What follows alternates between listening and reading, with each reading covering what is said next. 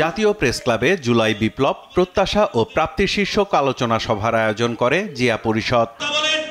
প্রধান অতিথির বক্তব্যে বিএনপি মহাসচিব মির্জা ফখরুল ইসলাম আলমগীর বলেন, দেশে এখন জগা খিচুড়ি অবস্থা চলছে। ভাড়া করা লোক দিয়ে দেশ চালানো সম্ভব নয়।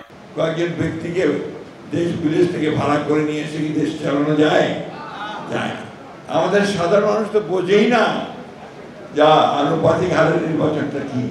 জনগণ ভোট দেবে, যে দলটি সবচেয়ে বেশি ভোট পাবে তারা তাদের নমিনেশন দেবে পার্লামেন্টে যাওয়ার।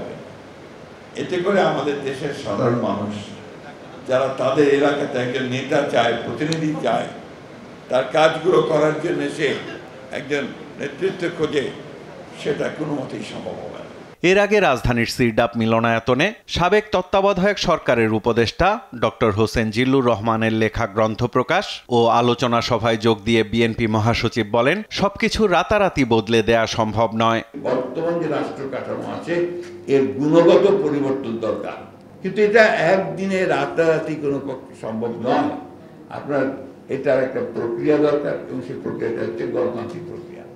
আপনাকে গণতন্ত্রকে চলতে দিতে হবে তার নিজস্ব গতিতে।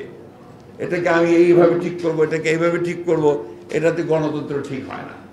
গণতন্ত্রকে জনগণকে তার অধিকার প্রয়োগ করতে দিতে হবে, তার ভোট দিয়ে সে প্রতিনিধি তৈরি করবে। এদিকে রাজধানীর আগারগাঁওয়ে ডায়ালগ অন পলিটিক্যাল ম্যানিফেস্টোতে অংশ নিয়ে বিএনপির স্থায়ী কমিটির সদস্য আমির খসরু মাহমুদ চৌধুরী বলেন, দেশের রাজনৈতিক অর্থনৈতিক সব ক্ষেত্রেই যত সংস্কার হয়েছে তা বিএনপির শাসনামলেই হয়েছে। শেখ হাসিনা পলায়ন করার পরে বাংলাদেশের জনগণের মনোজগতে যে বিশাল পরিবর্তন আসছে,